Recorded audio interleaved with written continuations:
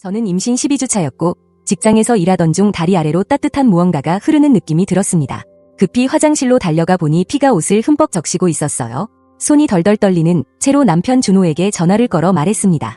아기한테 뭔가 문제가 있어요. 피가 너무 많이 나요. 지금 당장 저 데리러 와줘요. 준호는 바로 말했습니다. 지금 갈게요. 움직이지 마요. 전화기 너머로 그가 열쇠를 집어들고 뛰어나가는 소리가 들렸습니다. 병원에서 진료실로 옮겨져 모니터를 연결했을 때는 이미 늦었어요. 아기는 이미 떠난 뒤였습니다. 의사는 자연유산이라는 말과 함께 어쩔 수 없는 경우가 있다는 설명을 했지만 제 귀에는 3주 전 초음파에서 보았던 작은 심장 박동이 멈췄다는 말만 들렸습니다. 이유도 없다는 말까지요. 준호는 병실 침대 끝에 앉아 얼굴을 두 손으로 감싸쥐고 울었고 저는 그에게 손을 뻗어 말했습니다. 미안해요. 그는 고개를 들어 말했어요. 아니야, 당신 잘못 아니야. 그리고 저를 품 안으로 끌어안았습니다. 간호사가 앞으로의 절차를 설명하러 올 때까지 우리는 그렇게 서로를 붙잡고 있었습니다. 우리는 준비가 될 때까지 아무에게도 말하지 않기로 했어요. 지금은 당신 어머니는 도저히 감당 못하겠어요. 제가 말하자 준호는 고개를 끄덕였습니다. 알아요. 당신 준비되면 그때 말해요. 아직 아무도 알 필요 없어요. 저는 그 말을 믿었습니다. 믿지 않을 이유가 없었으니까요.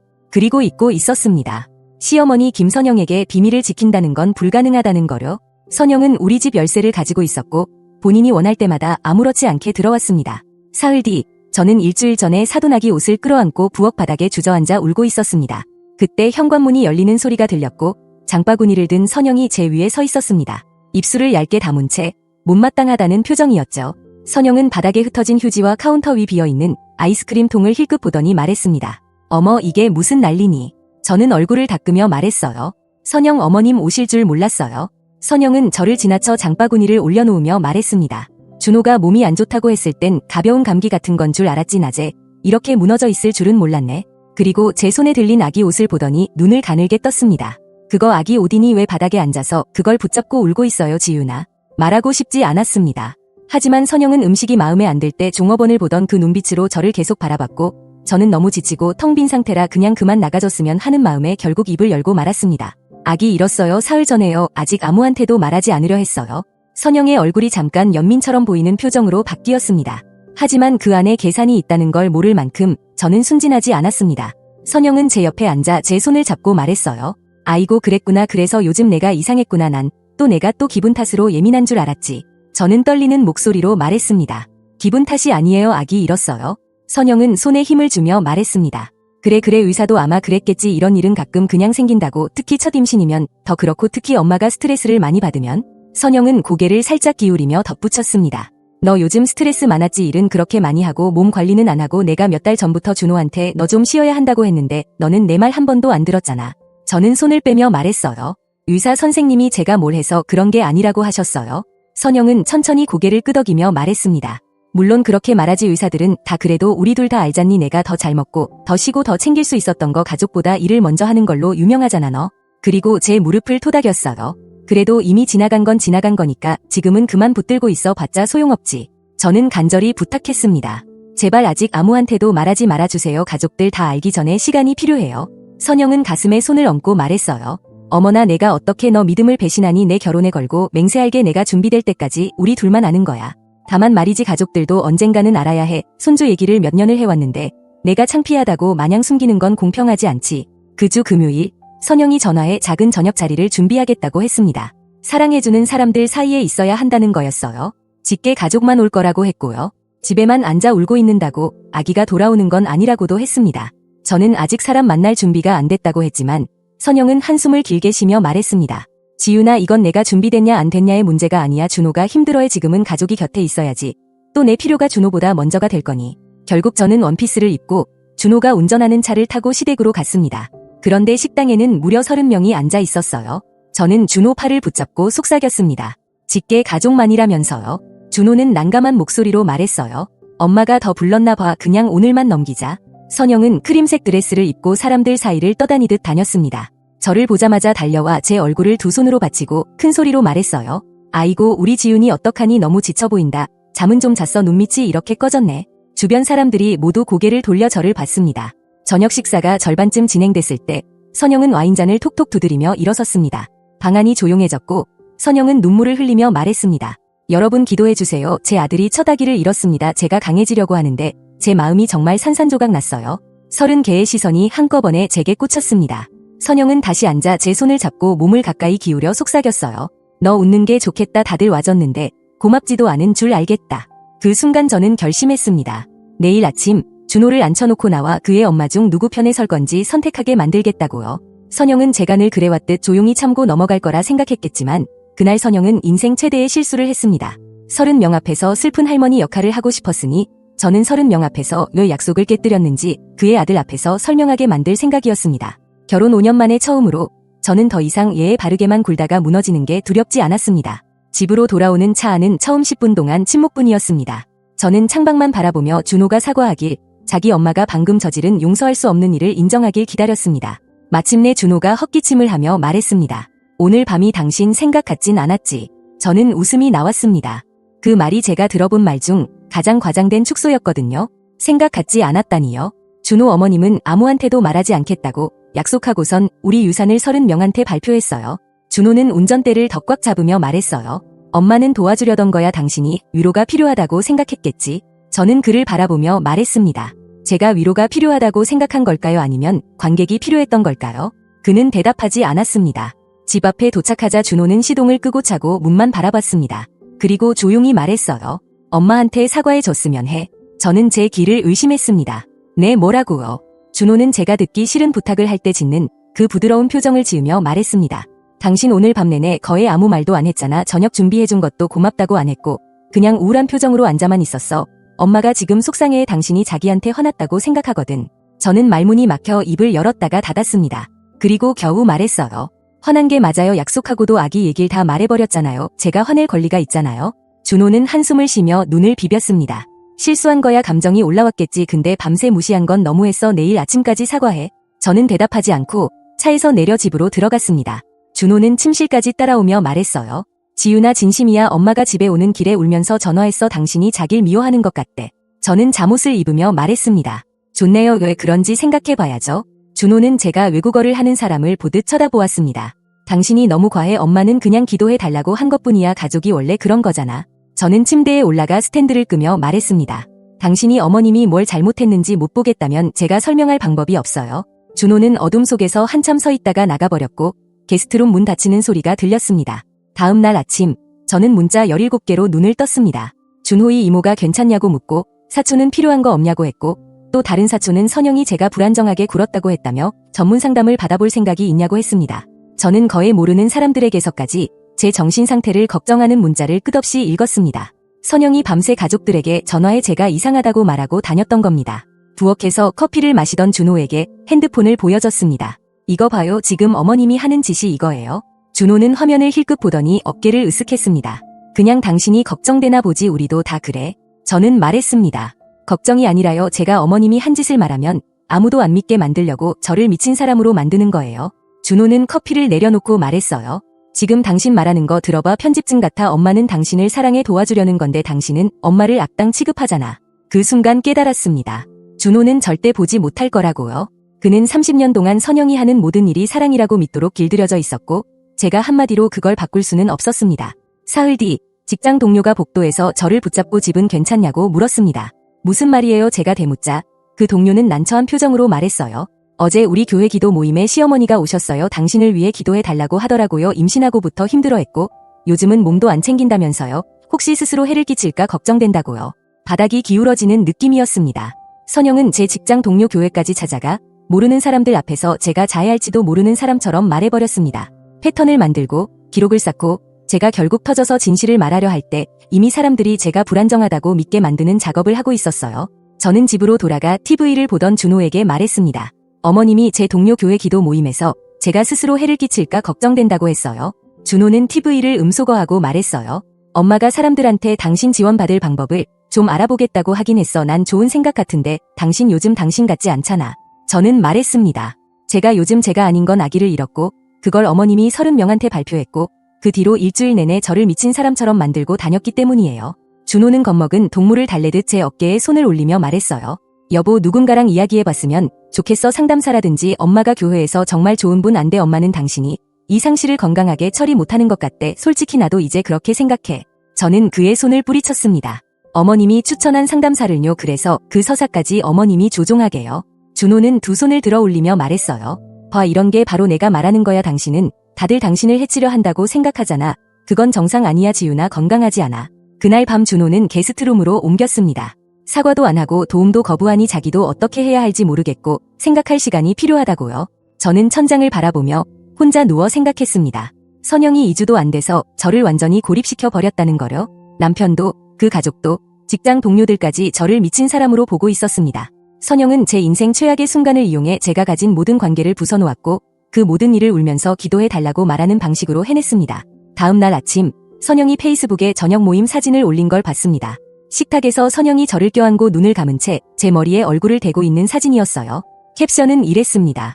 힘든 시간을 보내는 사랑하는 며느리를 위해 기도해주세요. 많이 힘들어하지만 우리 가족이 이겨내게 도와줄 거예요. 좋아요 200개, 댓글 40개.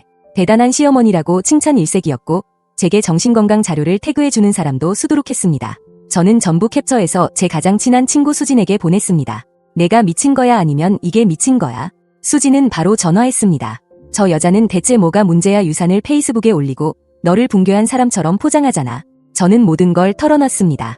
저녁 자리, 문자들, 기도 모임, 준호가 게스트룸으로 간 것까지. 수진은 한참 조용하다가 말했어요. 너 거기서 나와야 해. 저 여자는 너를 망치려고 하고 있고 내 남편은 그걸 돕고 있어. 저는 말했습니다. 나가면 어디로 가요? 수진이 말했어요. 우리 집에 와도 돼. 근데 지윤아, 진짜로 말하는데 이건 정상 아니야. 계산된 거야. 저 여자는 너를 뭔가로 몰아넣으려고 하는 거고 그게 뭔지 알아내기 전에 그 증거 쌓는 걸 멈춰야 해. 전화를 끊고 부엌에 앉아있는데 2주 만에 제 인생이 이렇게까지 무너질 수 있다는 게 믿기지 않았습니다. 아기도 잃고 남편도 잃고 평판도 잃었어요. 그리고 선영은 바깥에서 동정과 기도를 모으는 동안 저는 더 이상 제 집 같지 않은 집에 혼자 앉아 있었습니다. 저는 선영의 결혼 30주년 파티 준비를 돕겠다고 했습니다. 하지만 냅킨을 접으러 가는 게 아니었어요. 선영은 이미 모두에게 제가 미친 사람이라는 인식을 심어놨으니 저를 혼자 자기 집에 보내도 안전하다고 생각했겠죠. 하지만 선영 같은 사람은 늘 비밀이 있습니다. 저는 방마다 뒤져서 그녀가 진짜 어떤 사람인지 증명할 무언가를 찾을 생각이었습니다. 그 열쇠를 쥐어준 게 어떤 의미인지 선영은 몰랐습니다. 그리고 제가 그 집 옷장에서 발견한 것은 모든 걸 완전히 바꿔놓았습니다. 저녁 모임 이후 2주가 지났을 때 선영이 전화해 파티 준비를 도와달라고 했습니다. 시아버지 박영수는 목요일까지 출장이라 혼자서는 도저히 못하겠다고요. 그 달콤한 목소리는 제 휴대폰을 벽에 던지고 쉽게 만들었지만 준호가 바로 옆에 서 있었기에 저는 내라고 했습니다. 거절하면 선영에게 탄약만 더 줄 테니까요. 간단한 파티도 못 도와줄 만큼 불안정하다고 사람들에게 말할 증거가 하나 더 생기는 셈이었죠. 토요일 아침, 저는 선영 집으로 가서 3시간 동안 박스를 나르고 테이블볼을 다리며 일했습니다. 선영은 소파에 앉아 감독만 하면서 제가 하는 모든 걸 틀렸다고 지적했습니다. 냅킨은 직사각형이 아니라 백조 모양으로 접어야지 휴대폰에서 눈도 떼지 않은 채 말했고 중앙 장식은 방 서쪽에 둬야 사진이 잘 나온다며요. 저는 고개를 끄덕이고 옮기고 다시 정리하며 문을 열고 나가 다시는 돌아오지 않는 상상을 했습니다. 정오쯤 선영은 위층으로 올라가 침실 옷장에서 의자를 더 꺼내오라고 했습니다. 뒤쪽에 있어 박스 뒤에 있으니까 함부로 건드리지 말고 잘 찾아봐. 저는 마스터 침실로 들어가 옷장 문을 열었습니다. 거실만 한 워크인 옷장이었고 옷은 색깔별로 정리돼 있었습니다. 드레스 사이를 지나 박스를 옮기니 접힌 의자들이 뒤벽에 기대어 있었어요. 의자를 꺼내는 순간 위 선반에 신발 상자 하나를 건드려 떨어뜨렸고 상자가 열리며 영수증이 우수수 쏟아졌습니다. 저는 무릎을 꿇고 영수증을 주우며 그게 무엇인지 봤습니다. 보석, 비싼 보석들이었습니다. 2년 전 다이아몬드 팔찌, 지난 크리스마스의 진주 귀걸이, 제 차 값보다 비싼 목걸이. 선영이 이런 걸 착용한 걸 저는 단 한 번도 본 적이 없었습니다. 영수증을 다시 넣으려는데 침실 협탁 위에서 선영의 휴대폰이 진동했습니다. 아까 문 열어주러 올라왔다가 두고 내려간 모양이었어요. 무시했어야 했습니다. 의자만 들고 내려가 아무것도 못 본 척했어야 했죠. 그런데 화면을 보게 만드는 무언가가 있었습니다. 알림은 하트 이모티콘과 함께 저장된 염태윤이라는 이름에서 왔습니다. 미리 보기 첫 줄이 보였습니다. 어젯밤은 완벽했어. 너 생각이 멈추질 않아. 온몸이 차갑게 식었습니다. 염태윤. 그 이름을 알고 있었습니다. 선영 교회의 집사였고 수년 동안 가족 식사에도 오던 사람이었어요. 늘 선영 옆에 앉았고 늘 다른 사람들보다 먼저 선영의 와인잔을 채워줬습니다. 선영의 농담에 유난히 크게 웃기도 했고요. 다른 염태윤일 수도 있다고 스스로를 달래려 했지만 제 손은 이미 움직이고 있었습니다. 저는 선영의 휴대폰을 들어 가족 식사 자리에서 수없이 본 비밀번호를 입력했습니다. 바로 열렸어요. 메시지로 들어가 염태윤 대화를 찾고 스크롤을 내렸습니다. 벌써 보고 싶어. 당신만 나를 이해해. 영수는 당신처럼 나를 만지지 않아. 차라리 당신이랑 결혼했으면 좋았을 텐데.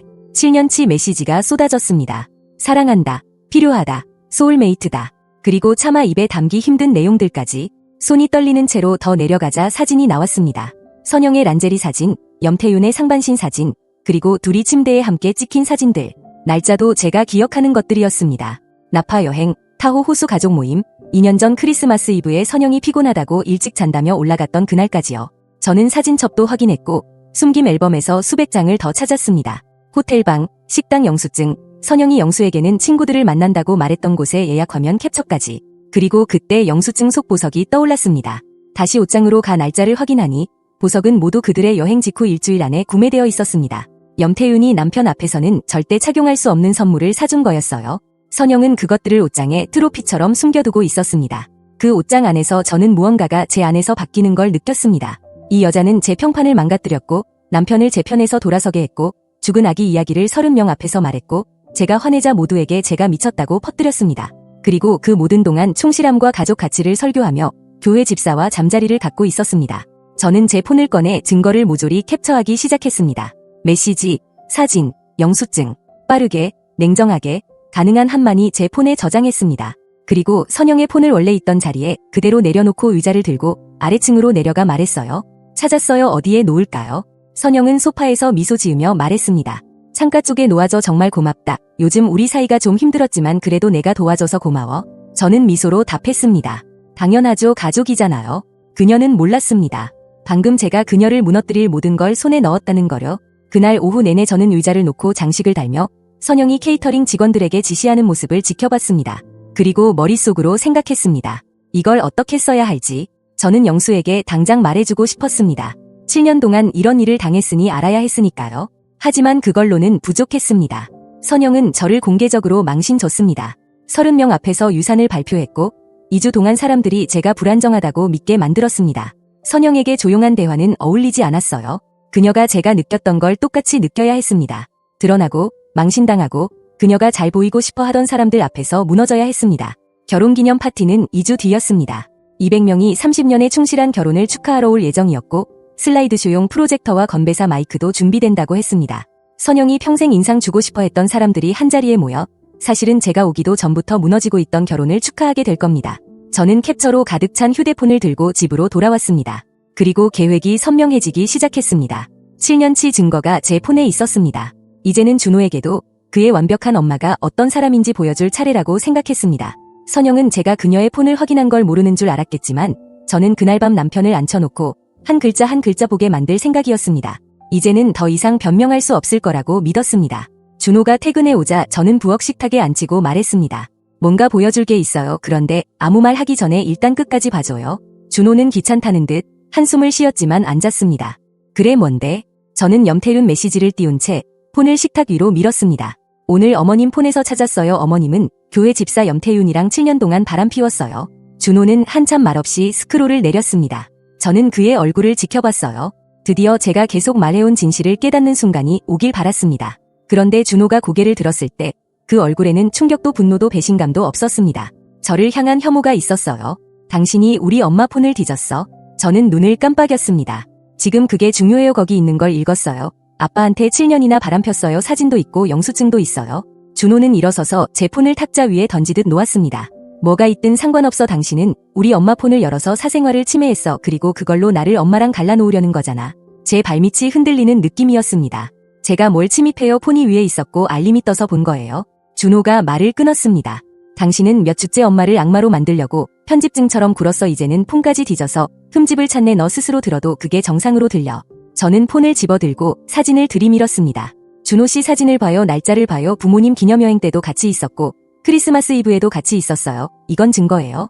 준호는 천천히 고개를 저었습니다. 아니면 조작일 수도 있지. 당신이 만들었을 수도 있어.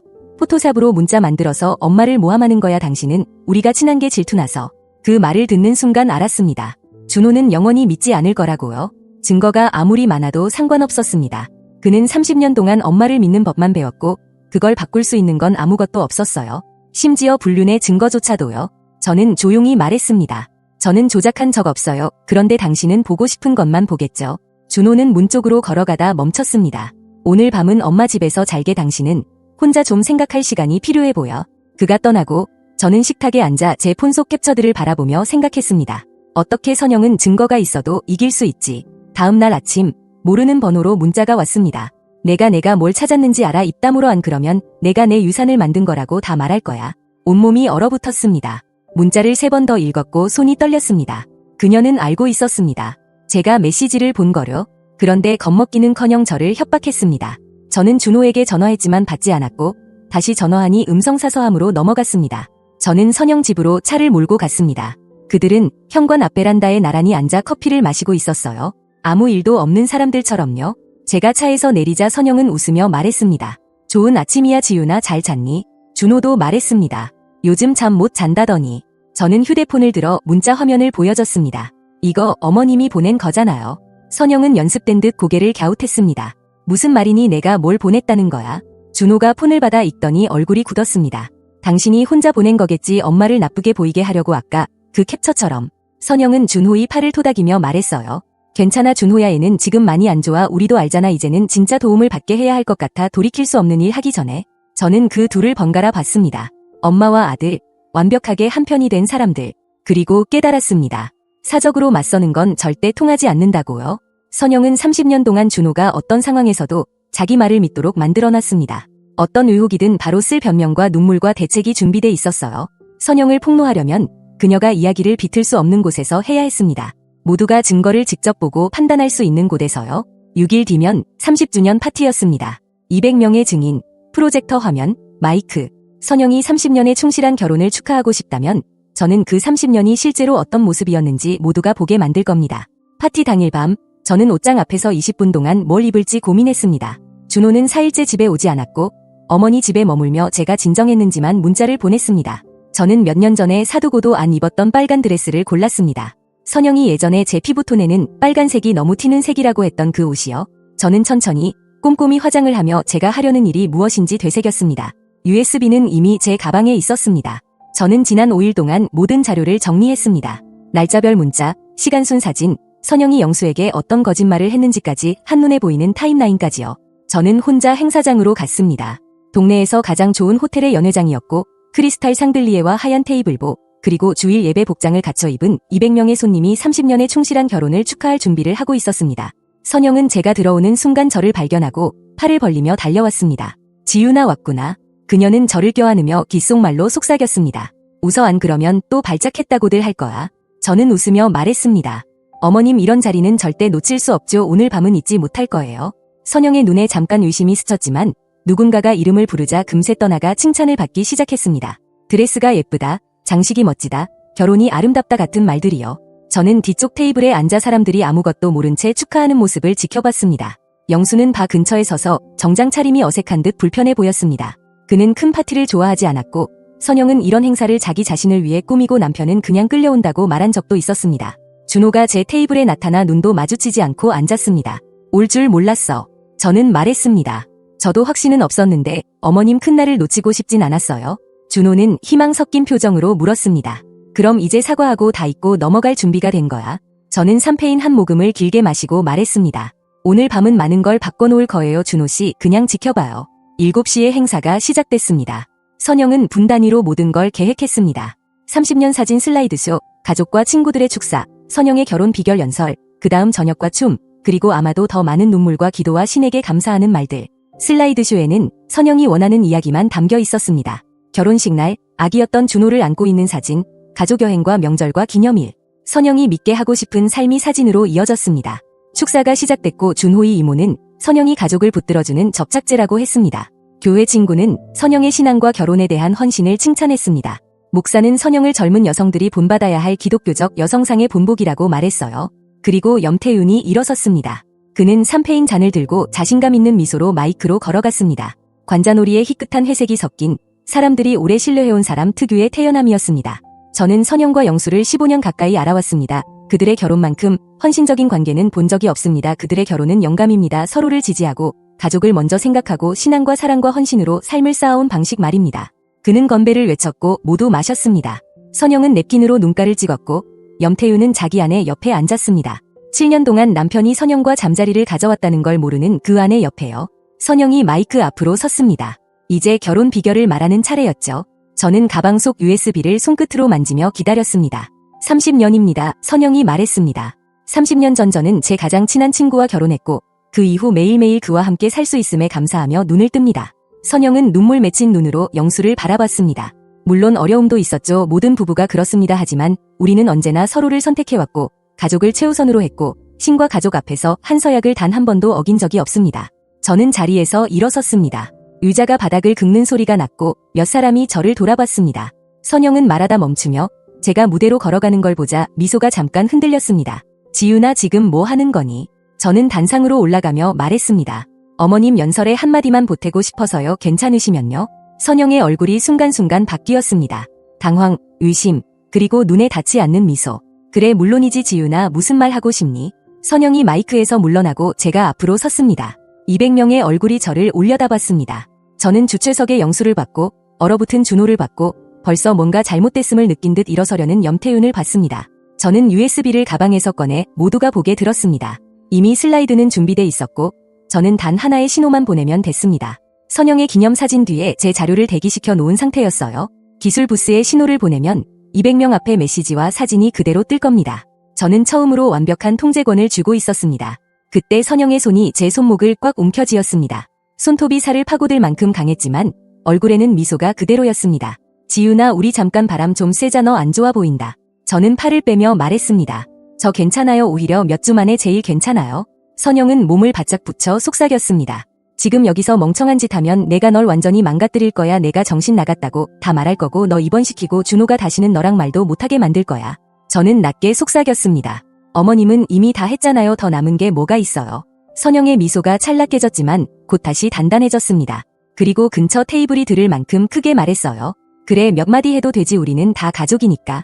선영은 마이크를 가리키며 한 발 물러섰지만 동시에 제 팔꿈치를 잡아 사랑스러운 제스처로 위장한 새 같은 힘으로 복도로 끌고 갔습니다. 먼저 이야기 좀 하자며 이를 악물고 말했어요. 선영은 저를 외투 보관용 작은 옷장으로 밀어넣고 문을 닫았습니다. 어둠 속에서 선영의 진짜 얼굴이 보였습니다. 미소도 온기도 없이 차가운 계산만 있었습니다. 내가 뭔가 찾았다는 거 알아. 준호가 내가 내 폰 뒤졌다고 하더라. 내가 뭘 갖고 있든 소용없어. 나는 이 동네에서 30년 동안 관계를 쌓아왔고 30년 동안 모두가 믿는 사람으로 살아왔어. 너는 고작 2주 동안 아기 하나 잃고 감당 못하는 미친 사람처럼 행동했지. 그 말에 제 몸이 굳었습니다. 아기를 잃은 게 아니에요. 제 아기가 죽었어요. 그건 달라요. 선영은 손을 휘저었습니다. 그게 그거야. 중요한 건 아무도 너를 나보다 믿지 않을 거라는 거지. 영상이 있어도 너가 조작했다고 생각할 거야. 내가 이미 다 말해놨거든. 내가 얼마나 불안정한지, 얼마나 편집적인지, 얼마나 나를 무너뜨리려 집착하는지. 선영은 가까이 다가왔습니다. 향수와 삼페인 냄새가 섞여 숨이 막혔어요.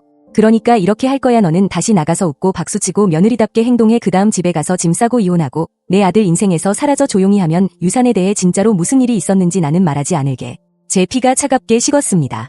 진짜로 무슨 일이 있었다니요? 무슨 뜻이에요? 선영은 제가 본 인간 중 가장 잔인한 미소를 지었습니다. 스트레스가 유산을 만든다는 건 다 알지. 너 스트레스 많았잖아. 야근하고 준호랑 애 가지는 걸로 싸우고 계속 몰아붙이다가 내 몸이 버틴 거야. 선영은 고개를 갸웃했습니다. 내가 애가 너무 갖고 싶어서 경고 신호를 무시했고 쉬지 않고 일했고 결국 내가 내 손으로 일을 만들었다고 말할 거야. 내가 이기적이라 속도를 줄이지 못해 스스로를 망쳤다고. 저는 그 어두운 옷장 안에서 한계를 모르는 사람을 마주하고 있다는 걸 알았습니다. 자신을 지키기 위해서라면 어떤 말이든 하고 누구든 부술 사람. 불편해지는 순간 저를 버려도 되는 존재로 이미 정해둔 사람. 제가 조용히 말했습니다. 제일 끔찍한 건 뭔지 아세요? 저는 어머님이 준호 씨를 사랑한다고 생각했어요. 다 잘못된 모성이라고 믿었어요. 그런데 어머님은 누구도 사랑하지 않네요. 영수 아버님도 준호 씨도 염태윤도요. 어머님은 숭배받는 것만 사랑하잖아요. 선영의 눈에 잠깐 무언가가 흔들렸습니다. 놀람인지 들킨 느낌인지 선영은 말했어요. 너는 아무것도 몰라. 저는 말했습니다. 보석도 봤어요. 다이아 팔찌 진주 목걸이 염태윤이 준 선물들 남편 앞에서 못하니까 옷장에 숨겨두고 트로피처럼요. 누가 나를 원한다는 증거처럼요. 선영의 얼굴이 창백해졌습니다. 저는 이어 말했습니다. 이게 전부였죠. 사랑도 가족도 아니고 사람들이 어머님을 완벽하고 매력적이고 모든 것의 중심으로 보게 만드는 것. 그때 선영이 제 목을 잡았습니다. 숨이 막힐 정도는 아니었지만 경고는 충분했습니다. 너는 내 인생에 대해 아무것도 몰라. 가족을 위해 다 바치고도 당연하게 취급당하는 게 뭔지 30년 동안 웃고 연기하고 희생해도 투명인간처럼 느껴지는 게 뭔지. 저는 그녀 손을 떼어내며 말했습니다. 맞아요. 저는 그런 걸 몰라요. 왜냐하면 보이려고 남을 밟는 짓은 절대 하지 않을 거니까요. 저는 선영을 밀치고 문을 열어 연회장으로 나왔습니다. 선영도 미소를 갑옷처럼 다시 쓰고 바로 뒤따라왔습니다. 지윤아 잠깐만이라며 달콤하게 부르더니 너 가방 두고 왔다며 따라붙었지만 저는 무시하고 기술 부스로 곧장 걸어갔습니다. 저는 프로젝터 담당자에게 USB를 건넸습니다. 이거 슬라이드쇼에 추가해주세요. 제가 신호 주면 바로 재생해요. 그는 어리둥절했지만 USB를 꽂았습니다. 저는 다시 마이크 앞으로 걸어갔습니다. 선영은 무대 근처에서 눈을 가늘게 뜨고 저를 지켜보고 있었습니다. 그녀는 아직도 자신이 다음 상황을 비틀 수 있다고 믿고 있었습니다. 곧 그 믿음이 무너질 줄도 모르고요. 저는 마이크를 잡고 말했습니다. 오늘 와주셔서 모두 감사합니다. 어머님은 몇 달 전부터 이 파티를 준비해 오셨어요. 결혼 30년, 신앙 30년, 충실함 30년, 가족 우선 30년. 저는 잠깐 멈추고 선영을 바라봤습니다. 그녀는 미소를 굳힌 채 저를 보고 있었습니다. 하지만 우리가 계속 축하하기 전에 여러분 모두가 그 30년이 실제로 어떤 모습이었는지 알 권리가 있다고 생각합니다. 저는 기술 부스 쪽으로 고개를 끄덕였습니다. 뒤 화면이 깜빡이더니 다른 화면으로 바뀌었습니다. 첫 번째는 문자였습니다. 어젯밤은 완벽했어. 너 생각이 멈추질 않아. 두 번째는 5년 전 타임스탬프가 찍힌 호텔방 사진, 선영과 염태윤이 함께 있는 사진이었습니다. 세 번째는 이렇게 적혀 있었습니다. 영수 대신 당신과 결혼했어야 했는데. 연 회장이 완벽하게 조용해졌습니다. 200명의 얼굴이 그걸 이해하는 데 걸리는 시간이 눈에 보였습니다. 저는 염태윤의 아내가 입을 틀어막은 채 일어서는 걸 봤고, 영수의 얼굴에서 피가 싹 빠지는 걸 봤고, 선영의 미소가 완전히 사라지는 걸 봤습니다. 저는 마이크에 대고 말했습니다. 이 메시지들은 7년 동안 이어져 왔습니다. 7년의 거짓말, 7년의 예도, 7년 동안 어머님은 충실한 결혼을 설교하면서도 교회 집사와 잠자리를 했습니다. 선영이 프로젝터 쪽으로 달려들었지만 준호의 사촌들이 길을 막았습니다. 염태윤은 출구로 향했지만 옆방 결혼식 하객 몇 명이 소란을 듣고 서 있는 바람에 쉽게 빠져나가지 못했습니다. 저는 계속 말했습니다. 어머님은 제 유산을 비밀로 하겠다고 약속해놓고 30명 앞에서 발표했습니다. 그리고 모두에게 제가 정신적으로 불안정하다고 퍼뜨렸습니다. 제 남편을 제게서 돌아서게 만들었습니다. 그리고 그 모든 동안 자기 남자친구에게 아버님 대신 그와 결혼했어야 했다고 문자를 보냈습니다. 영수는 천천히 일어섰습니다. 그는 화면 앞에 서서 메시지를 하나하나 읽었습니다. 표정은 텅 비어 있었어요. 25주년 기념일에 찍힌 메시지, 오늘 밤 당신이랑 있고 싶다는 그 문장을 읽는 순간 영수는 결혼 반지를 빼 손에 쥐더니 선영을 한참 바라봤습니다. 그리고 그 반지를 선영의 얼굴 쪽으로 던지고 말없이 정문으로 걸어 나갔습니다. 방의 절반이 그를 따라 나갔습니다. 200명 앞에서 선영의 결혼은 실시간으로 끝났습니다. 그런데도 선영은 마이크를 붙잡고 소리쳤습니다. 다 거짓말이다. 제가 미쳤다. 제가 질투해서 조작했다. 하지만 뒤 화면에서는 사진과 메시지가 계속 넘어갔고 선영의 말은 들릴수록 더 초라해졌습니다. 제가 그녀가 자랑하던 모든 걸, 그녀가 평생 잘 보이고 싶어 하던 사람들 앞에서 빼앗아버린 겁니다. 그게 끝인 줄 알았는데 선영은 마지막 카드까지 꺼냈습니다. 선영은 제가 미쳤고 사진은 가짜며 제가 포토샵으로 조작했다고 더 크게 외쳤습니다. 하지만 아무도 듣지 않았습니다. 염태윤의 아내가 샴페인 잔을 집어 선영 머리 쪽으로 던졌고 잔은 벽에 부딪혀 산산이 깨졌습니다. 염태윤이 도망치려 하자 준호의 사촌 셋이 그를 붙잡아 벽에 눌렀고 얼마나 오래 우리 이모랑 잤냐고 소리쳤습니다. 조금 전 선영을 본복이라고 칭찬하던 목사는 입을 벌린 채 화면의 노골적인 메시지를 멍하니 보고 있었습니다. 선영의 교회 친구 둘은 울면서 서로를 끌어안고 어떻게 그럴 수 있냐며 우리가 믿었는데라고 중얼거렸습니다. 케이터링 직원들은 서빙을 멈추고 구석에서 이 혼돈을 구경하고 있었습니다. 염태윤의 아내는 사람들 사이를 비집고 남편에게 달려갔습니다. 7년이라고 7년 동안 그 여자랑 잤어. 우리 애도 있는데 우리 삶도 있는데 어떻게 그럴 수가 있어. 염태윤은 벽에 눌린 채 얼굴이 벌겋고 땀을 흘리며 말했습니다. 아니야, 너 생각하는 거 아니야. 메시지는 옛날 거야. 우린 몇 년 전에 끝냈어. 제발 믿어줘. 그러자 사촌 중 한 명이 크게 말했습니다. 타임스탬프가 지난달이야. 화요일 것도 있어. 다시 만나고 싶다고. 염태윤의 아내는 다친 짐승 같은 소리를 내며 뒤돌아섰고 앞쪽에 앉아있던 딸들이 달려와 엄마를 안고 울었습니다. 염태윤은 그들을 부르려 했지만 소란에 묻혔습니다. 목사가 겨우 입을 열었습니다. 여기는 하나님의 집입니다. 우리는 다 진정하고 이 문제는 조용히. 뒤쪽에서 누군가 외쳤습니다. 하나님의 집이라고요. 집사가 7년 동안 기혼 여자랑 잤는데 진정하라고요. 목사는 다시 말문을 잃었습니다. 선영은 여전히 마이크에 대고 외쳤습니다. 다 거짓말이야. 얘가 만든 거야. 얘는 처음부터 내 아들 인생을 망치려 했어. 준호에게 물어봐. 준호가 얘가 어떤 사람인지 말해줄 거야. 선영은 준호를 가리켰습니다. 말해봐. 얘가 미쳤다고. 얘가 지금 붕괴 중이라고. 준호는 천천히 일어섰고 방 안의 모든 시선이 그에게 쏠렸습니다. 준호는 엄마를 봤고 지금 화면에 떠있는 침대 위의 사진을 봤고 USB를 든 채 마이크 앞에 선 저를 봤습니다. 준호는 엄마에게 물었습니다. 사실이에요. 엄마 아빠한테 7년 동안 바람폈어요. 선영의 얼굴이 눈물로 구겨졌습니다. 준호야, 들어봐. 내 아빠는 몇 년째 나를 건드리지도 않았어. 나랑 염태윤은 특별한 연결이 있었고 이건 그렇게 보이는 게 아니야. 그래도 난 내 아빠를 사랑해. 난 그냥 나를 알아봐 주는 사람이 필요했어. 준호는 다시 물었습니다. 사실이냐고요? 예, 아니요로만 말해요. 선영은 흐느끼며 말했습니다. 그래, 하지만 내 잘못이 아니야. 너는 우리 결혼이 어땠는지 몰라. 내 아빠는 차갑고 멀었고 염태우는 나를 봐줬어. 준호는 선영이 말을 끝내기도 전에 등을 돌려 방 밖으로 나갔습니다. 선영은 준호 이름을 비명을 지르며 뒤쫓았고 무대 가장자리에서 하이힐이 걸려 비틀거렸습니다. 선영은 넘어지지 않으려 기념 케이크 진열대를 붙잡았지만 그건 그녀의 몸무게를 버티지 못했습니다. 진열대가 앞으로 넘어지며 선영은 하얀 크림 케이크 3단에 얼굴부터 처박혔습니다. 잠깐 아무도 움직이지 않았습니다. 선영은 자신이 만든 기념 케이크 잔해 속에 누운 채 울고 있었고 200명이 그 장면을 숨죽여 지켜봤습니다. 그러다 뒤쪽에서 누군가 웃기 시작했습니다. 웃음은 불처럼 번져 절반은 웃고 절반은 휴대폰을 들고 촬영했습니다. 선영이 무릎을 꿇고 일어나자 머리카락에서 크림이 뚝뚝 떨어졌고 비싼 드레스는 망가졌고 마스카라가 까만 줄기로 뺨을 타고 흘렀습니다. 선영은 자신을 완벽하다고 떠받들던 사람들을 둘러봤습니다. 하지만 그 눈빛에는 혐오와 연민과 참고 있는 웃음뿐이었습니다. 촬영하지 마요. 선영이 소리쳤습니다. 지금 당장 멈춰. 이건 우리 가족 사적인 일이야. 너희가 이럴 권리는 없어. 저는 마이크에 대고 말했습니다. 어머님이 제 유산을 공개로 만들던 순간 어머님은 사생활을 주장할 권리를 잃으셨어요. 이제 모두가 어머님이 어떤 사람인지 봐야죠. 저는 무대에서 내려와 출구로 걸어갔습니다. 지나가는데 염태윤의 아내가 제 팔을 붙잡고 말했어요. 고마워요. 몇 년 동안 의심했는데 증거가 없었거든요. 저는 고개를 끄덕이고 계속 걸었습니다.